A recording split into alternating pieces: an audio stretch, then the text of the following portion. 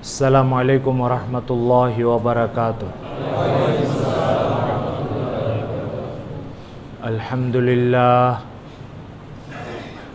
अल्हम्दुलिल्लाह नहमदुहु व नस्तईनुहु व नस्तगफिरुहु व नुमिनु बिही व नतवक्कलु अलैहि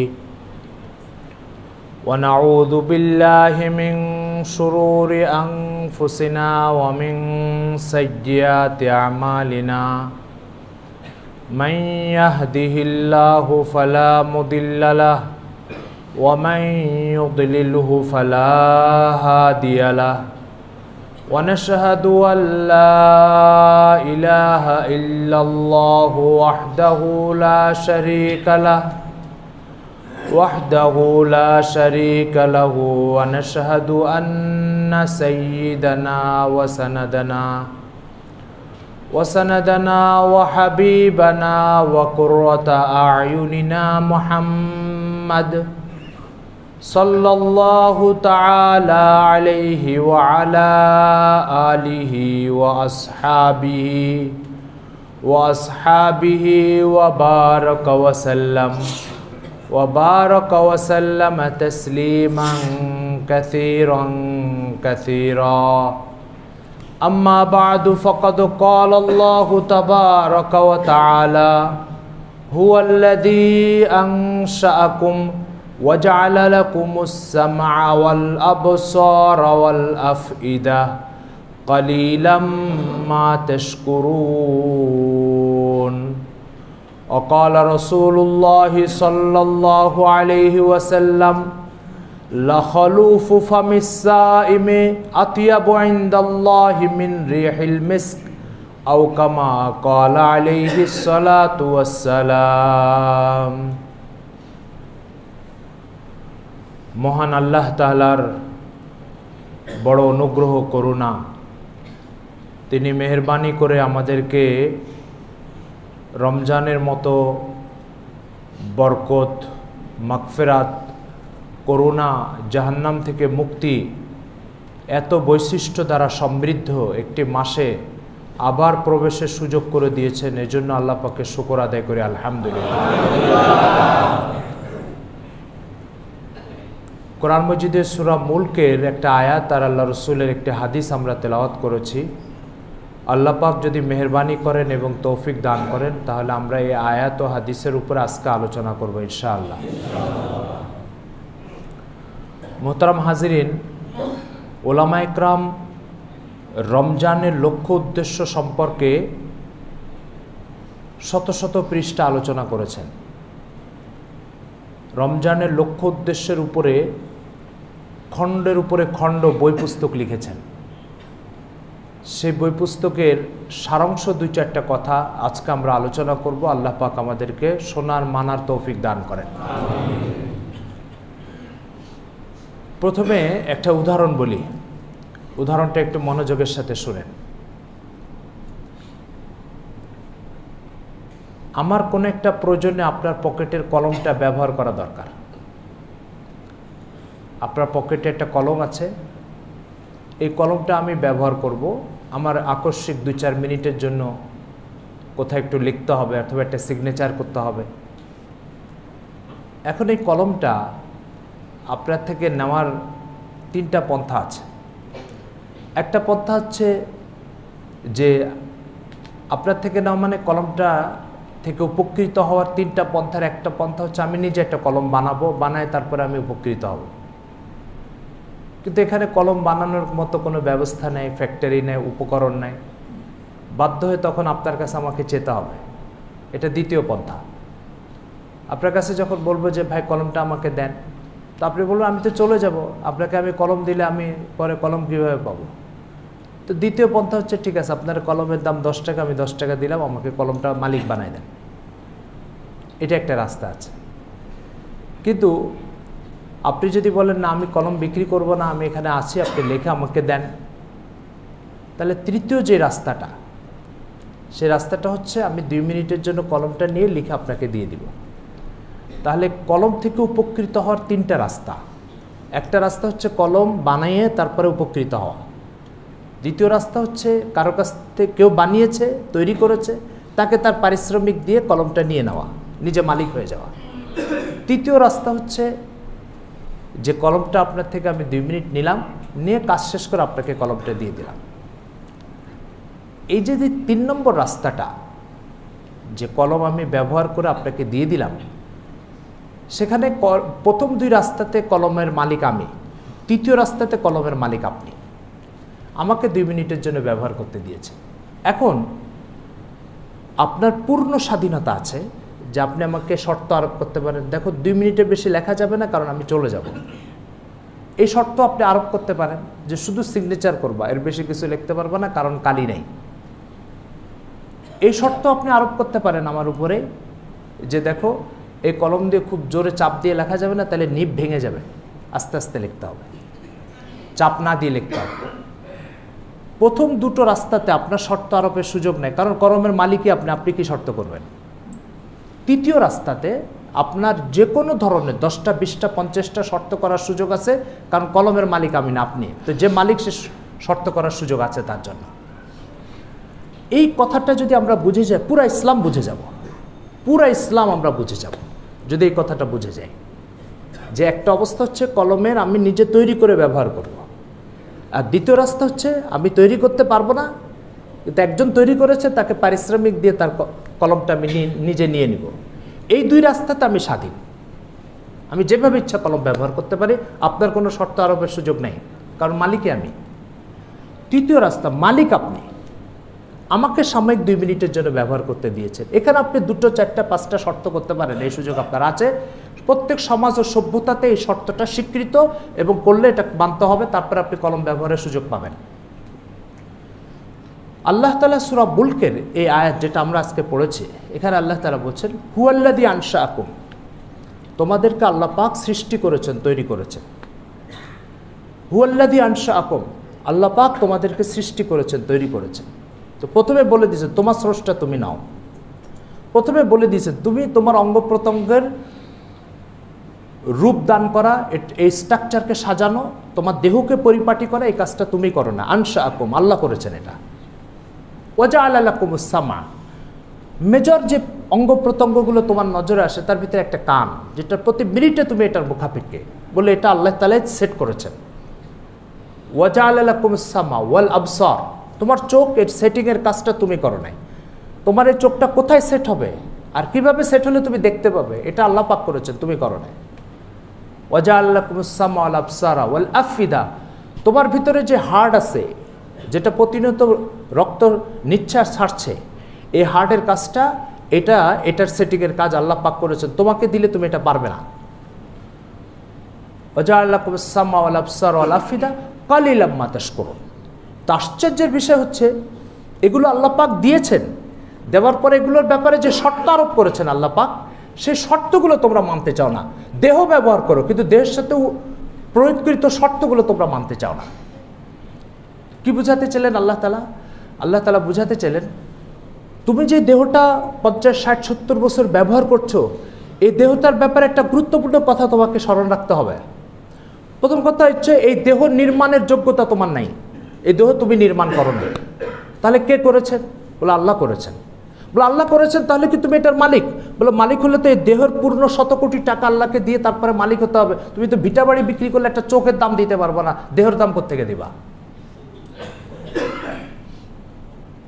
যদি টাকা পয়সা দিয়ে মানব দেহ নির্মাণ করা যেত, বা মানব দেহ তৈরি করা যেত, বা এটা অর্জন করা যেত, পৃথিবীতে কোনো অন্ধ থাকতো না। তার কারণ তৈরি করা যেত, অন্ধ থাকবে কেন? পৃথিবীতে প্লাস্টিকের পা তৈরি করার দরকার হতো না, মানে কারণ কুদরতি পা তো পাওয়া যাচ্ছে। তো কুদরতি পা যখন পাওয়া যাচ্ছে, তো প্লাস্টিকের পা দিয়ে কে হাঁটবে? তো বোঝা গেল মানবদেহের কোনোটাই তৈরি করা এটা মানুষের কর্তৃত্বের ভিতরে, এটা একমাত্র কার হাতে? আল্লাহ হাতে। তো কলমের মতো আপনি চিন্তা করেন, প্রথম হচ্ছে আপনি আপনার দেহ তৈরি করতে শতভাগ ব্যর্থ, তাহলে কে করেছেন? এটা আল্লাহ পাক করেছেন। তাহলে আল্লাহকে এটার মূল্য দিয়ে আপনি নিজে মালিক হয়ে যান, এটার মূল্য আপনি আল্লাহকে দিয়ে পরিশোধ করতে পারবেন না। যত বড় শিল্পপতি হোক, সে তার ভিটা বাড়ির শেষ বিন্দুটা বিক্রি করে সে এটার মালিক হতে পারবে না, এই সামর্থ্য নাই। তাহলে তৃতীয় আরেকটা রাস্তা আছে, সেটা হচ্ছে আল্লাহ এই অঙ্গ প্রত্যঙ্গগুলো আমি 50-60 বছর ব্যবহার করব। এখন আপনার থেকে মাত্র 5 ইঞ্চির একটা কলম নিলে সেখানে যদি আপনার 2, 4, 5টা শর্ত আরোপের অধিকার থাকে, তাহলে আমি পুরা দেহ আপনার কাছ থেকে ৬০-৭০ বছর ব্যবহার করব আল্লাহর কাছ থেকে নিয়ে। এখানে আল্লাহ তাআলার কোনো শর্ত আরোপের অধিকার থাকবে না, থাকবে কিনা? তাহলে এই শর্ত আরোপের অধিকার যদি আল্লাহ তাআলার থাকে, এবার এই মালিক বলেছেন, শোনো, যখন রাস্তা দিয়ে হাঁটবা চোখকে নিচু করে চলবা, এটা আমার একটা শর্ত। যখন জিহ্বাকে ব্যবহার করবা, তো আমার অপছন্দনীয় মিথ্যা ধোঁকাবাজির কাজে জিহ্বাকে ব্যবহার করবা না, হারাম খাবার গ্রহণের কাজে জিহ্বাকে ব্যবহার করবা না, এটা আমার একটা শর্ত। পেট তৈরি করে দিয়েছেন, তো বলেছেন রমজান মাসে দিনের বেলায় পেটের ভিতরে কিছু ঢুকাবা না, এটা আমার একটা শর্ত। কানকে তৈরি করেছে, শোনো, আমার অপছন্দনীয় নিষিদ্ধ কথা এটা কান দিয়ে শুনবা না, এটা আমার একটা শর্ত। এখন কলমের ক্ষেত্রে যদি কলমের দাতা 10 টাকার কলমে 5টা শর্ত করতে পারে, তো পুরো বডি যে মালিক তৈরি করে দিয়েছেন এবং আমাকে ফ্রি ব্যবহার করার সুযোগ দিয়েছেন, তার কি 2-4টা শর্ত করার অধিকার আছে না নাই? এই শর্তগুলোই হচ্ছে অঙ্গ প্রত্যঙ্গকে আল্লাহর হুকুমের অধীনে চালানোর যোগ্যতা অর্জন। রমজানের উদ্দেশ্যটা কি? রমজানের উদ্দেশ্যটা হচ্ছে যে আল্লাহ পাক মুখের ভিতরে হালাল জিনিসকে হারাম করে দিয়েছেন, পেটের জন্য হারাম জিনিসকে হারাম করে দিয়েছেন, চোখের জন্য হারাম করে দিয়েছেন অসংখ্য জিনিসকে। এগুলো দিয়ে আল্লাহ তাআলা বান্দাকে অঙ্গ প্রত্যঙ্গ আল্লাহর হুকুম মোতাবিক ব্যবহার করার একটা যোগ্যতা তার ভিতরে স্থাপন করতে চান।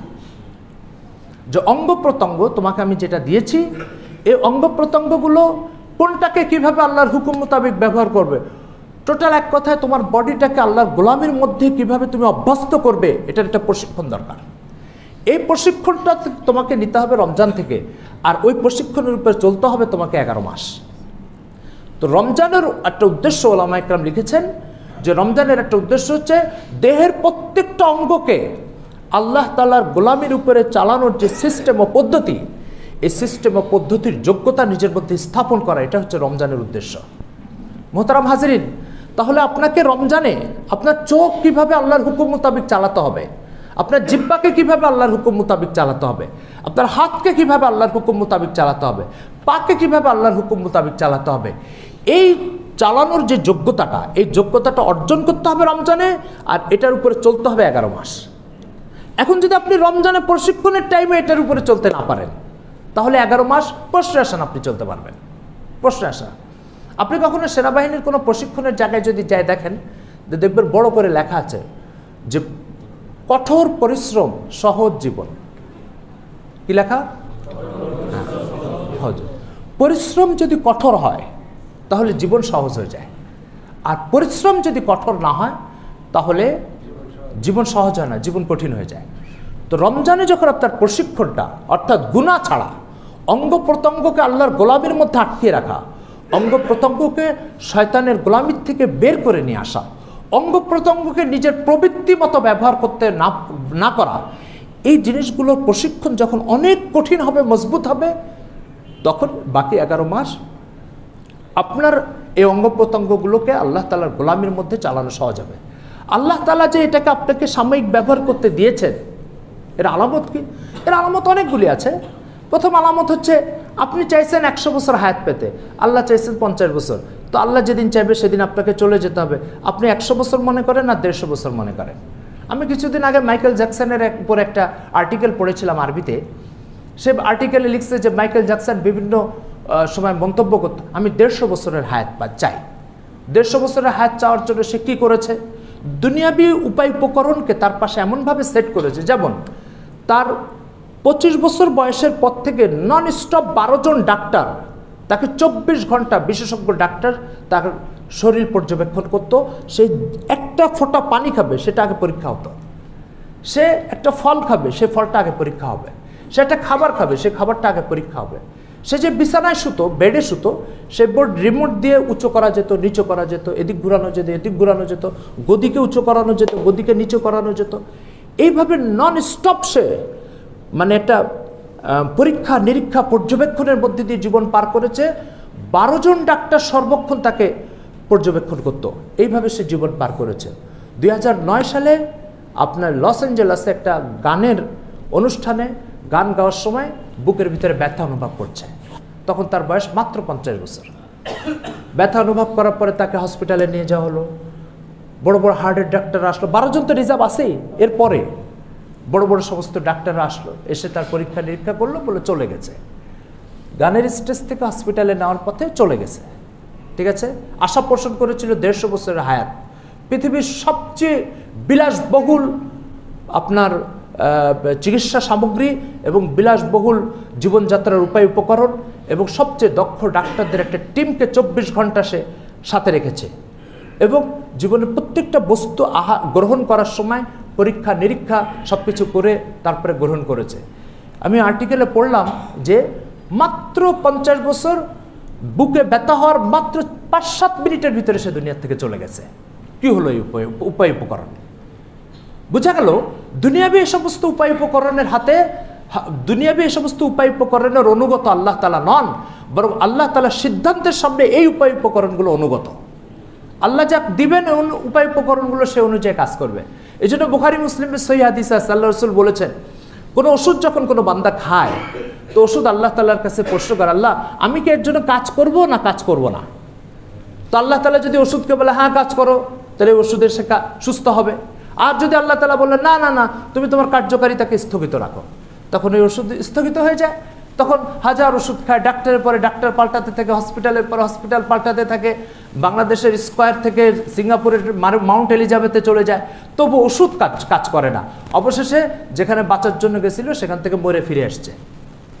কি বোঝা গেল এখানে? বোঝা গেল আপনার দেহকে আপনার নিয়ন্ত্রণে না আরেকজনের নিয়ন্ত্রণে। 24 ঘন্টায় অনুভূতি আপনাকে নিয়ে চলতে হবে। আমার দেহ আমার নিয়ন্ত্রণে নয়। যদি আমার দেহ আমার নিয়ন্ত্রণে থাকতো মাইকেল জ্যাকসন 150 বছর হায়াত পেত, কিন্তু দেহ কার নিয়ন্ত্রণে?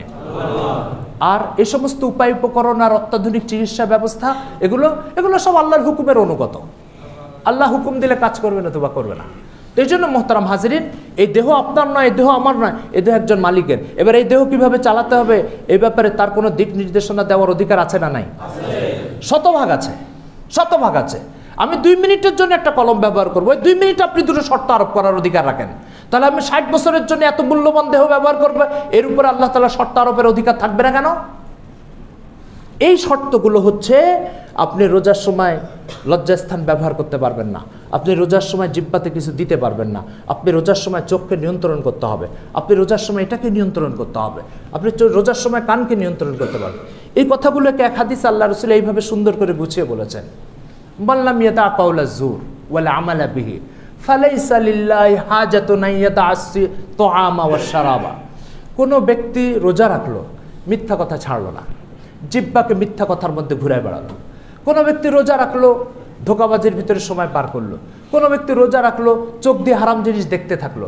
কোনো ব্যক্তি রোজা থাকলো, চোখ দিয়ে ফেসবুক আর ইউটিউব টিপে টিপে এর ভিতরে সময় পার করলো আর হারাম সময়ের ভিতরে জীবন পার করলো। কোনো ব্যক্তি রোজা রাখলো আর মানুষের অর্থ আত্মসাৎ করলো। আল্লাহ রাসূল বলছেন, এর খানা ছেড়ে দেওয়া আর পানি ছেড়ে দেওয়ার পিপাসার কষ্ট আর ক্ষুধার কষ্ট ছাড়া তার পাল্লা আর কিছু পড়বে না। কে বলেছেন এই কথা? আল্লাহ রাসূল। কি বুঝাতে চাইলেন? বুঝাতে চাইলেন যে মালিক তোমাকে সৃষ্টি করেছে সেই মালিক এই দেহটা ব্যবহারের ব্যাপারে তোমাকে মালিকও বানাই দেয়নি, তুমি নিজেও সৃষ্টি করো নাই। সুতরাং সে তোমাকে কয়েক বছরের জন্য ব্যবহার করার সুযোগ করে দিচ্ছে, তার একটা অধিকার আছে এই দেহের উপরে কিছু শর্ত আরোপের।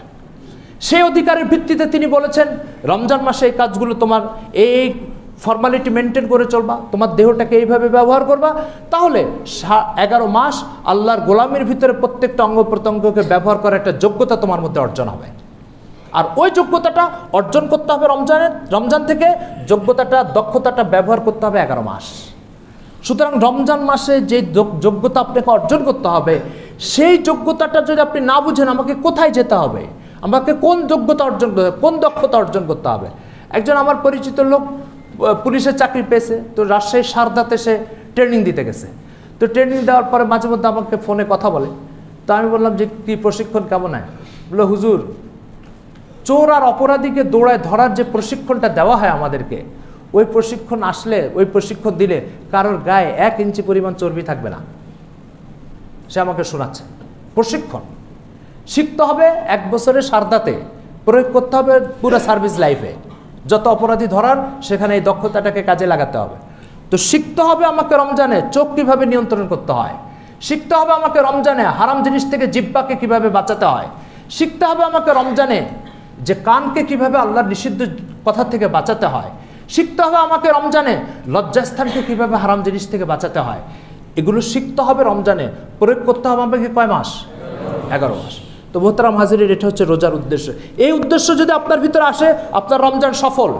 ওই রমজানের ব্যাপারে রাসূল সাল্লাল্লাহু আলাইহি ওয়াসাল্লাম বলেছেন যে কোনো রমজান আসলো আর কোনো ব্যক্তি আল্লাহ তাআলার কাছে ক্ষমাপ্রাপ্ত হিসাবে নিজেকে দাঁড় করাতে পারলো না, আল্লাহ রাসূল বলছে সে যেন ধ্বংস হয়ে যায়। এই বদদোয়াটা কার জন্য? এই বদদোয়াটা হচ্ছে ওই ব্যক্তির জন্য যে প্রশিক্ষণটাকে পূর্ণতা দেয় নাই, যে প্রশিক্ষণ করে দক্ষতাটাকে পূর্ণতা অর্জন করে নাই। এই জন্য মোহতারাম হাজিরিন, রমজানকে কেবলমাত্র খাওয়া বাদ দেওয়ার, পান করা বাদ দেওয়া এটার জন্য না। যদি কেউ এই অর্থ বুঝে তাহলে এটা রমজানের খণ্ডিত অর্থ, এটা রমজানের একটা অংশ অর্থ। রমজান আদৌ এটার জন্য না। রমজান হচ্ছে টোটাল 3.5 হাত বডিকে আল্লাহ তাআলার গোলামির মধ্যে আমি কিভাবে চালাবো তার প্রশিক্ষণ, তার দক্ষতা অর্জনের জন্য হচ্ছে রমজান মাস। আর আপনার এই প্রশিক্ষণটা যাতে যে কোনো ধরনের বাধামুক্ত হয়, এটার জন্য আল্লাহ পাক শয়তানকে বন্দী করে রেখেছেন, শয়তানকে বন্দী করে রেখেছেন। মোহতারাম হাজিরিন, আমাকে পুলিশ যে সারদাটে ট্রেনিং দিত, সে তাকে আমি জিজ্ঞেস করলাম এখানে কি লোকজনকে ঢুকতে দেয়? তো বলছে না, কোনো মা বাবা আরে ঢুকতে দেয় না, এখানে কারোর সাথে কোনো কথা নাই। আমি যে আপনার সাথে ফোনে কথা বলছি না, চুরি করে আমার এক অফিসার যে আমাকে ট্রেনিং দেয় তার ফোন দিয়ে আপনার সাথে কথা বলছি। তো ফোন ব্যবহার নিষেধ, দেখা সাক্ষাৎ নিষেধ, কথা বলা নিষেধ। তার মানে প্রশিক্ষণটা যাতে সম্পূর্ণ ভেজালমুক্ত থাকে, যে কোনো প্রকার মানে ঘাটতিমুক্ত হয় এবং নিরবচ্ছিন্ন ব্যাপারে এইভাবে এই বিষয়ে মনোযোগ দিতে পারে, এই জন্য যোগাযোগ, সম্পর্ক, মোবাইল সব নিষিদ্ধ। তো আল্লাহ তাআলা রমজান মাসে বান্দার তার গোলামির মধ্যে যাতে সে অভ্যস্ত হতে পারে, এর জন্য একটা বাধা ছিল শয়তান। এই শয়তানকে আটকে রাখছেন, আটকে রেখে বলছে যাও প্রশিক্ষণটা নিরবচ্ছিন্ন করো, মানসম্পন্ন করো। এই হচ্ছে মোহতারাম হাজিরিন রমজানের প্রত্যেকটা বিষয়ের তাৎপর্য এবং ফিলোসফি হচ্ছে এটা। এই জন্য আমাদের লক্ষ্য করা দরকার যে আমি কি এই দক্ষতা অর্জন করতে পারছি? কেবল শুরু হয়েছে, আজকে 6-7 রমজান, তো কেবলমাত্র শুরু হয়েছে। আপনি এই দক্ষতাতে কতটুকু অগ্রসর হয়েছেন এই 6 দিনে, এটা আজকে যোগ বিয়োগ করেন। যদি আপনার এই দক্ষতা অর্জনের লাইনে আপনি পিছিয়ে থাকেন, তাহলে আগামী দিন থেকে আপনি কিভাবে দক্ষতা অর্জন করা যাবে এর চেষ্টা শুরু করে দেন। মোহতারাম হাজিরিন, দুটো লোক মারামারি শুরু করেছে। এখন যখন মারামারি শুরু করেছে, তো এই দুটো লোকের ভিতরে একজন হচ্ছে আপনার আত্মীয়, সম্ভাবনা আছে সে মারামারিতে পরাজিত হবে। এই সম্ভাবনা থাকার কারণে আপনি কি করলেন? আপনি যে আপনার আত্মীয়কে বিজয় করার জন্য তার শত্রুকে যে জড়াই ধরলেন, জড়াই ধরে তাকে আটকায় রাখলেন যাতে ও ভালো করে একে মারতে পারে। এখন আপনার আত্মীয় যাতে বিজয় হতে পারে, ভালো করে অপর ব্যক্তিকে, প্রতিপক্ষকে মারতে পারে, এজন্য আপনি প্রতিপক্ষকে যাই ভালো করে জড়াই ধরলেন যাতে সে হাত পা বন্দি থাকে। এরপরেও যদি আপনার আত্মীয়টা বিজয়ী না হতে পারে, তাহলে এটা তার পোড়া কপাল, এছাড়া আর কিছু না। তো মোহতারাম হাজিরিন, শয়তানের সাথে আল্লাহর বান্দাদের প্রতিনিয়ত ঝামেলা চলতেই থাকে। ইমানের লাইনে, আমলের লাইনে সংঘর্ষ প্রতিনিয়ত চলতেই থাকে। এই যে প্রতিনিয়ত সংঘর্ষ চলছে, এবার মহান আল্লাহ তাআলা যেটা করলেন সেটা হচ্ছে যে শয়তানকে বন্দি করে রাখলেন। শয়তানকে বন্দি করে এবার আল্লাহ তাআলা তার বান্দাকে ফ্রি করে দিলেন। যখন ফ্রি করে দিলেন, এরপরেও যদি আপনি আপনার ইমান আর আমলের প্রশিক্ষণে উত্তীর্ণ হতে না পারেন, এটা আপনার দুর্ভাগ্য। আল্লাহ তাআলা আপনার ইমান আমলে উত্তীর্ণ হওয়ার জন্য যা যা ব্যবস্থাপনা করার দরকার সবটাই করে ফেলেছেন। এখন আপনি যদি এরপরেও নিজের প্রবৃত্তির উপরে বিজয়ী হতে না পারেন এবং চোখ, কান, নাক ইত্যাদিকে ব্যবহার ও সংযত করার প্রশিক্ষণ আর দক্ষতা নিয়ে এখান থেকে বের হতে না পারেন, তাহলে এটা আপনার ব্যর্থতা। আল্লাহ তাআলার যত ধরনের সহযোগিতা করার দরকার ছিল সব তিনি করেছেন।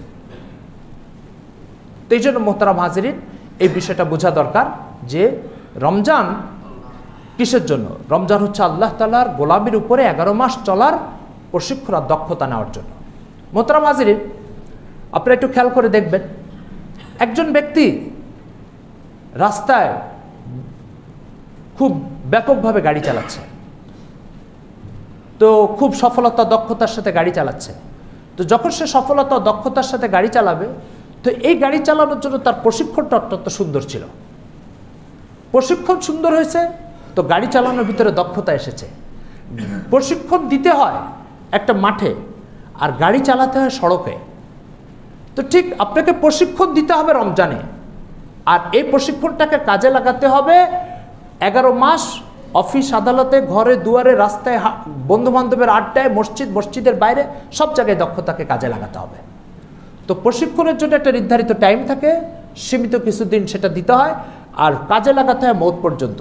তো ঠিক এখানে এই মাসে প্রশিক্ষণ দিবেন, তো ড্রাইভারের মতো প্রশিক্ষণ দিয়েছে 3 মাস, দক্ষতাকে কাজে লাগিয়েছে সারা জীবন সড়কের উপরে। তো আপনাকে এখানে যোগ্যতা অর্জন করতে হবে, এটাকে ব্যবহার করতে হবে 11 মাস, আর অফিস আদালত সব জায়গায় এটাকে প্রয়োগ করতে হবে। এটা একটা বিষয়। 2 নম্বর একটা বিষয় হচ্ছে রমজানের থেকে আরেকটা জিনিস শেখার আছে। সেই জিনিসটা হচ্ছে যে মহান আল্লাহ তাআলার মতো একজন স্রষ্টা, বিভিন্ন নাফরমানির কারণে আমরা সেই মালিকের থেকে দূরত্ব সৃষ্টি করেছি 11 মাসে।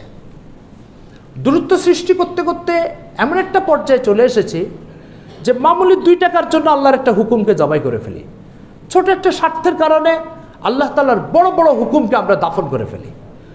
মামুলি 2-4 টাকার দুনিয়াবি কোনো সুবিধার কারণে আল্লাহ তাআলার রাগ, ক্ষোভ, ক্রোধকে নিজের উপরে চাপিয়ে নিই।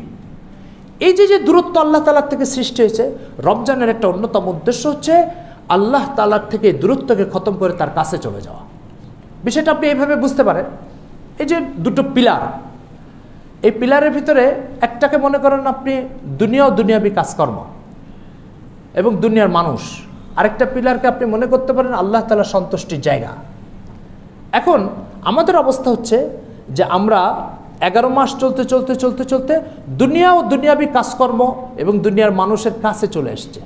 রমজান মাসকে আল্লাহ তাআলা দিয়েছে যে এখান থেকে দূরত্ব সৃষ্টি করার, এটার কাছে চলে আসা। কথাটা কি বুঝাতে পারছি? এই হচ্ছে রমজানের একটা উদ্দেশ্য, যে রমজানের উদ্দেশ্য হচ্ছে 11 মাস যেই দূরত্ব আল্লাহ তাআলার সাথে সৃষ্টি হয়েছে, সেই দূরত্বকে শেষ করে আল্লাহ তাআলার কাছে চলে আসা। আল্লাহ তাআলার কাছে আসার অর্থ কি? আল্লাহ তাআলার কাছে আসার অর্থ কি এই যে আমি এখান থেকে উঠে ওই পিলার যে জড়ায় ধরবো ব্যাস আল্লাহর কাছে চলে যাব? না, আল্লাহ তাআলার কাছে আসার অর্থ হচ্ছে আল্লাহর গোলামই হচ্ছে আল্লাহ তাআলার কাছে যাওয়ার। যদি কেউ আল্লাহর গোলামির মধ্যে চলে যেতে পারে, সে আল্লাহর কাছে চলে গেল। আর যদি কেউ আল্লাহর গোলামির মধ্যে যেতে না পারে, তাহলে সে আল্লাহ থেকে দূরে রইল। তো এই জন্য আমাকে প্রথমে যে রমজানের যে চেতনাটা লালন করতে হবে, সেই চেতনাটা বলেছি। দ্বিতীয় যে চেতনা লালন করতে হবে রমজানে, সেটা হচ্ছে আল্লাহ তাআলার কাছে চলে যাব, আর দুনিয়াবি যা কিছুর সাথে নৈকট্য সৃষ্টি হয়েছে এটার সাথে দূরত্ব সৃষ্টি করব। এই কাজগুলোর জন্য আপনাকে রমজানে কিছু আমল দেওয়া হয়েছে। একটা আমল হচ্ছে তারাবি, একটা আমল হচ্ছে রমজানের রোজা, একটা আমল হচ্ছে শেষ রাত্রে তাহাজ্জুদ, একটা আমল হচ্ছে কোরআন তেলাওয়াত, একটা আমল হচ্ছে লম্বা টাইম দোয়া। এই কাজগুলো হচ্ছে মহান আল্লাহ তাআলার সাথে দূরত্ব খতম হওয়ার জায়গা ও রাস্তা। এগুলো যদি আমরা অভ্যাস করে ফেলি রমজানে, তাহলে আল্লাহ তাআলার সাথে দূরত্ব সৃষ্টি, নৈকট্য সৃষ্টি হয়ে যাবে। দূরত্ব যেটা সৃষ্টি হয়েছিল এটা খতম হয়ে যাবে। মোহতারাম হাজিরিন, রোজা সম্পর্কে যতগুলো হাদিস আল্লাহ রসুলের আছে, সেটা বুখারী শরীফ হোক, মুসলিম শরীফ হোক, তিরমিজি শরীফ হোক, আবু দাউদ শরীফ হোক, নাসাই শরীফ হোক, ইবনে মাজাতে হোক, বাইহাকিতে হোক, দারাকুত্তিতে হোক, মুসনাদে বাজ্জারে হোক, মুসনাদে আবু ইয়ালাতে হোক, মুসান্নাফ ইবনে আবি শাইবাতে হোক, এগুলো সব হাদিসের কিতাব। এই হাদিসের কিতাবগুলির যেখানে যত হাদিস আছে, সব হাদিসগুলোকে যারা আপনি জমা করেন, তাহলে আপনি দেখবেন প্রত্যেকটা হাদিস 2টো বিষয়ের কোন একটা বিষয়ের সাথে জড়িত। প্রত্যেকটা হাদিস এই 2 বিষয়ের কোন একটা বিষয়ের সাথে জড়িত।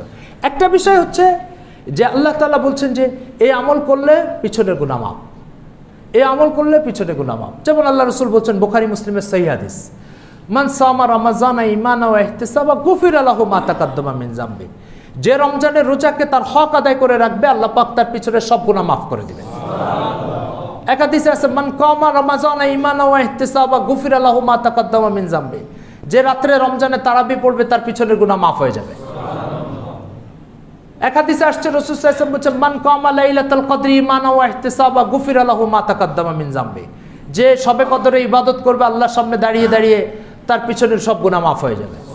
তো এরকম আপনি দেখবেন যে অসংখ্য হাদিস আছে, যে হাদিসগুলো আল্লাহ রাসূল বলছেন যে এটা করলে মাফ, এটা করলে মাফ, এটা করলে মাফ। এই হাদিসগুলোর একটা বার্তা হচ্ছে যে বান্দা তার 11 মাসের গুনাহের ব্যাপারে একটা ধারণা তৈরি করবে। 11 মাসে আমার দ্বারা কি কি আল্লাহর নাফরমানি হয়েছে, 11 মাসে আমি আল্লাহ তাআলার হক কতভাবে নষ্ট করেছি, 11 মাসে আমি আল্লাহ তাআলার সাথে কতভাবে বেঈমানি করেছি, রাতে কি করেছি, দিনে কি করেছি, ফেসবুকে কি করেছি, ইউটিউবে কি করেছি, অফিসে কি করেছে, অফিসের বাইরে কি করেছে, লেনদেনের ক্ষেত্রে কি করেছে, লেনদেনের মাধ্যমে উপার্জিত অর্থ খরচের ক্ষেত্রে কোথায় কোথায় বেইমানি করেছে, এগুলোর একটা তালিকা বান্দা চিন্তা করবে, চিন্তা করে বের করবে। বের করার পরে যখন সেই তালিকাটা তার চোখের সামনে হাজির হবে, তখন তার অস্থিরতা তৈরি হবে যে এত বড় মালিকের সাথে কিভাবে বেইমানি করি, এত বড় ক্ষমতাধর একজন মালিকের সাথে কিভাবে এই অন্যায় আচরণগুলো করি। তো তখন তার এগুলো মিটিয়ে দেওয়ার একটা চিন্তা, একটা পরিকল্পনা তৈরি হবে।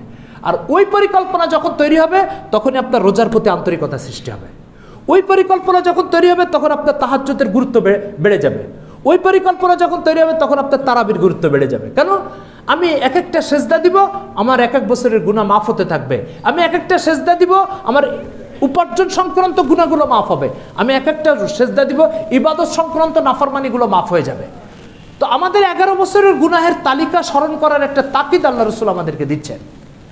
সুতরাং আমি মুখস্থ রমজানে ঢুকে পড়লাম, মুখস্থ রমজান থেকে বেরিয়ে গেলাম না, এটা আল্লাহ রাসূল আমাদেরকে বলছেন না। আল্লাহ রাসূল বলছেন যে তুমি রমজানে ঢোকার আগে তুমি চিন্তা করো তোমার গুনাহের তালিকা কি কি, এটা চিন্তা করো।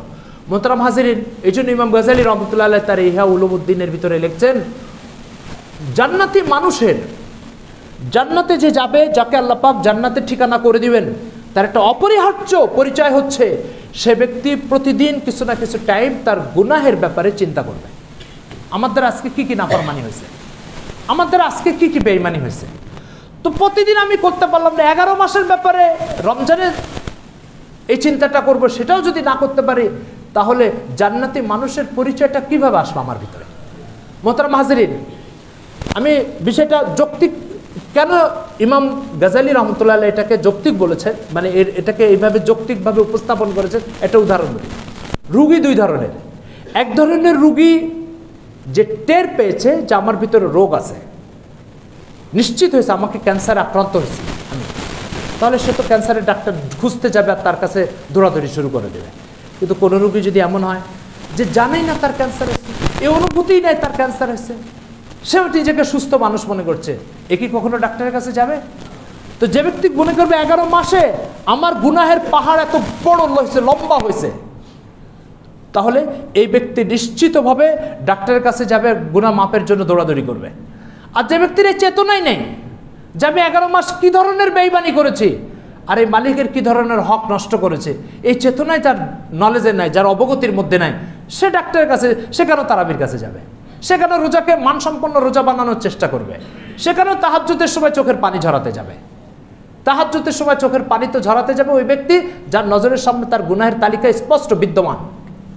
তো এই জন্য মোহতারাম হাজিরিন, রমজানের একটা অপরিহার্য বিষয় হচ্ছে ব্যক্তি তার 11 মাসের গুনাহের তালিকার ব্যাপারে ভাববে, এটা একটা জরুরি কাজ। রমজান সংক্রান্ত আর যত আছে, হাদিস আছে, এগুলোর দিকে আপনি তাকালে দেখবেন রাসূল সাল্লাল্লাহু আলাইহি ওয়াসাল্লাম বলছেন এই আমল করলে 70 গুণ সওয়াব, এই আমল করলে এত গুণ সওয়াব, এই আমল করলে এত ডবল সওয়াব, এই ধরনের হাদিস দিয়ে ভর্তি হাদিসের কিতাব। তো ওই হাদিসগুলো দেখলে আপনি দেখতে পাবেন যে রাসূল সাল্লাল্লাহু আলাইহি ওয়াসাল্লাম বলতে চাচ্ছেন যে বান্দা শোনো, আমি তোমাকে একটু বলে রাখি, তোমার 11 মাসের আমল নামাতে যে পরিমাণ নেকি আসার দরকার ছিল সেই পরিমাণ নেকি আসে নাই। তো আল্লাহ তাআলা মায়া করেছেন তোমার উপরে যে বান্দার আমল নামা নেকি শূন্য, তো আমি একটা সুযোগ করে দিই, সেটা কি, একদিনের কাজ করলে 70 দিনের হাজিরা পাওয়া যাবে, একদিনের কাজ করলে 70 দিনের পারিশ্রমিক পাওয়া যাবে, এরকম একটা অফার দিয়ে এবার বলি যাও আমলনামা ভর্তি করার একটা সুযোগ করে দিলাম, যাও নেক আমল দিয়ে আমলনামা ভর্তি করে ফেলাম। আর এরপর আল্লাহ রসুল বলেছেন কি, সম্ভবত সুনানে বাইহাকির হাদিস, রসুল সাল্লাল্লাহু আলাইহি ওয়াসাল্লাম মিম্বার থেকে নামছেন, বললেন আমিন। নামাজের পরে ফেরেশতারা বলে ইয়া রাসূলুল্লাহ, আপনি তো এই ধরনের আমিন বলেন না, আজকে এরকম আমিন বললেন কেন? তো রসুল সাল্লাল্লাহু আলাইহি ওয়াসাল্লাম বলছে আমিন কেন বলছি জানো, আমি যখন মিম্বার থেকে নামছি তখন আমাকে ফেরেশতারা বলল যে ব্যক্তি রমজান পেল অথচ তার আমল নামাকে গুনাহমুক্ত করতে পারলো না, সে যেন ধ্বংস হয়ে যাক, ফেরেশতারা বদদুয়া করছে, আমি আমিন বলেছি। মোহতারাম হাজিরিন, এই অফার পেয়ে যে পিছনের সব গুনাহ রোজাতে মাপ, পিছনের সব গুনাহ তারাবিতে মাপ, পিছনের সব গুনাহ শবে কদরে মাপ, আর একটা কাজ করলে 70 গুণ সওয়াব দেওয়া হবে, এই অফার পেয়েও যদি কেউ ঘুমায় থাকে, এই অফার পেয়েও যদি কেউ অচেতন থাকে, এই অফার পেয়েও যদি সে বালিশ থেকে উঠতে না পারে, বিছানা ছাড়তে না পারে, মোহতারাম হাজিরিন, তাহলে রাসূল সাল্লাল্লাহু আলাইহি ওয়াসাল্লামের এই বদদোয়ার শিকার হতে হবে। আর এই বদদোয়াটা সহমর্মিতা, দয়া আর মায়া থেকে আসছে, এটা বিদ্বেষের থেকে আসে নাই, মায়া থেকে আসছে।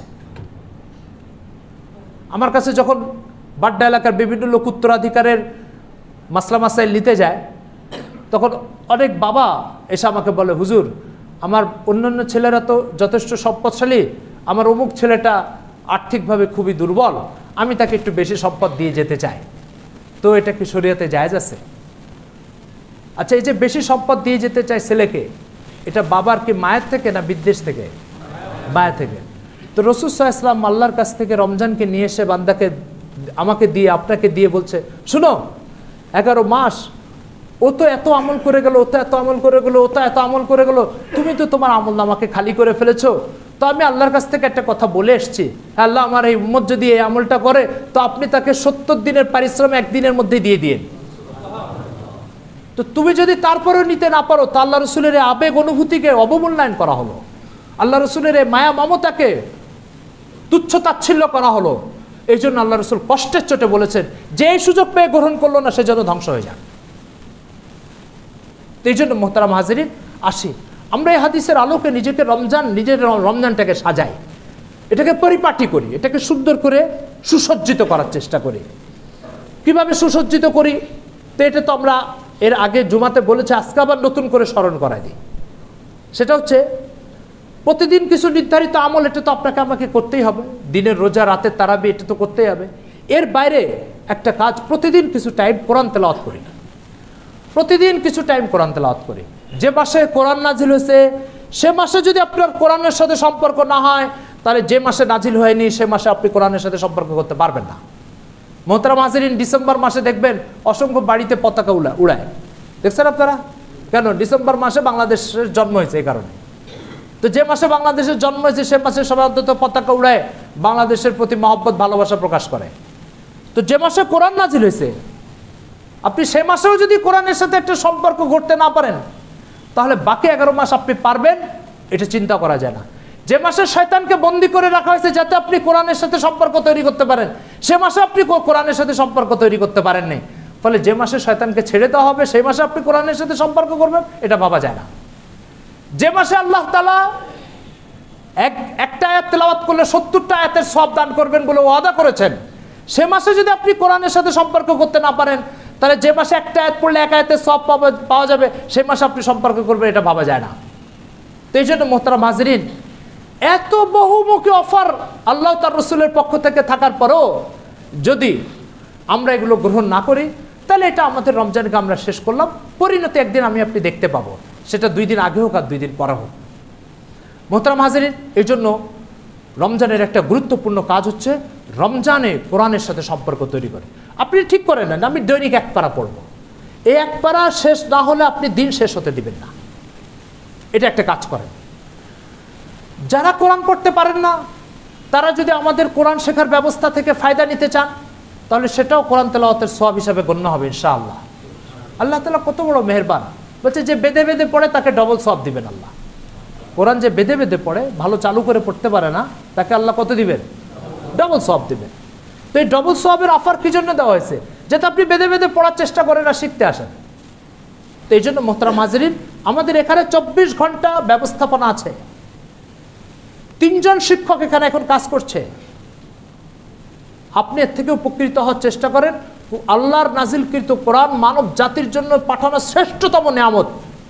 এই নিয়ামতের সাথে নিজের গভীর নিবিড় সম্পর্ক তৈরি করে দুনিয়া থেকে যাওয়ার চেষ্টা করেন।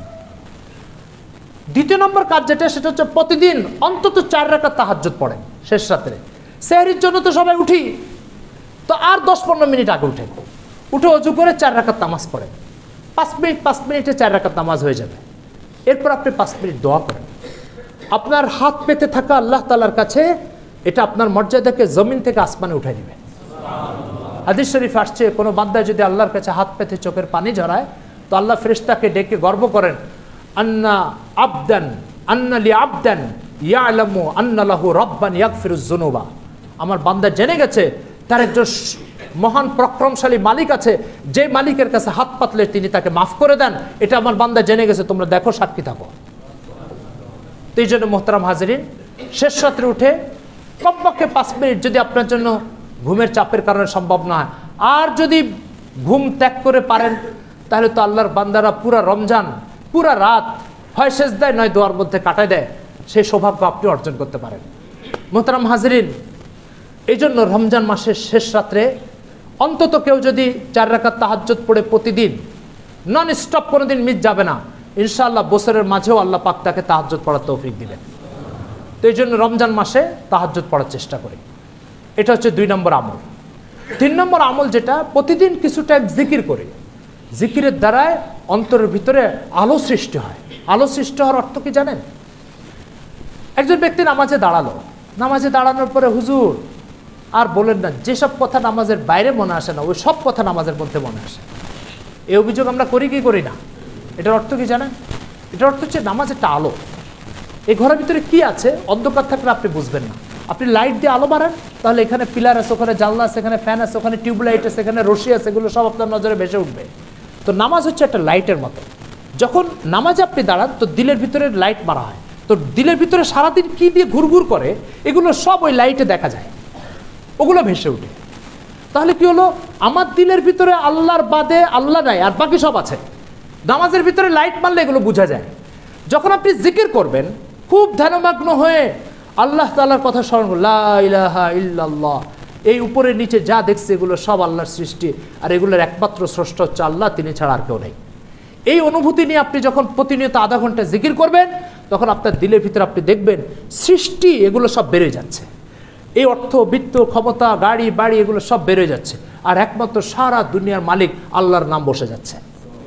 এই সুবিধাটা ভোগ করতে হলে আপনাকে জিকিরের মধ্যে সময় দিতে হবে। আধা ঘন্টা টাইম আপনি প্রতিদিন জিকিরের মধ্যে সময় দেন, আর ওই জিকিরের মধ্যে কিছু টাইম দুরূদ শরীফ পড়েন। তো এই 4টা কাজ, একটা হচ্ছে কোরআন তেলাওয়াত করা, একটা হচ্ছে তাহাজ্জুদ পড়া, আরেকটা হচ্ছে প্রতিদিন কিছু সময় জিকির করা, দুরূদ শরীফ পড়া, একটা হচ্ছে প্রতিদিন কিছু সময় দোয়ার মধ্যে কাটানো।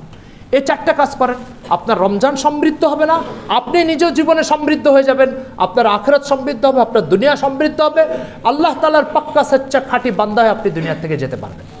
আল্লাহ আমাদেরকে আমল করার তৌফিক দান করেন। আমরা রমজানের আগে বলেছিলাম রমজানের প্রস্তুতি নেওয়ার কথা, সেজন্য আমরা বলেছিলাম যে একটা রমজান সংক্রান্ত একটা বই কিনে সেই বইটা পুরো পড়ে ফেলার চেষ্টা করা। তো তখন আমার জন্য সুযোগ হয়নি ওই বইটা আপনাদের সামনে পেশ করার। আজকে আমি বলেছি কিছু বই নিয়ে আসছে গেটে, আপনারা নামাজ পড়ে যাওয়ার সময় প্রত্যেক মুসল্লি ভাই বইটা সংগ্রহ করার চেষ্টা করুন। বইটা নেওয়া যত জরুরি, বইটা পড়া তার চেয়ে বেশি জরুরি। নিজে পড়বেন, বাসার প্রত্যেককে পড়তে দিবেন। একটা পৃষ্ঠাও যদি পড়ে তবুও তার জীবনে একটা আলো চলে আসবে। 2টো পৃষ্ঠা পড়লে একটা অন্ধকার জীবন থেকে দূর হয়ে যাবে। এই জন্য ওই বইটা সংগ্রহ করবেন, পড়বেন। আল্লাহ তাআলা সবাইকে তৌফিক দান করেন। যারা সুন্নত পড়েন না 4 রাকাত সুন্নত পড়েন।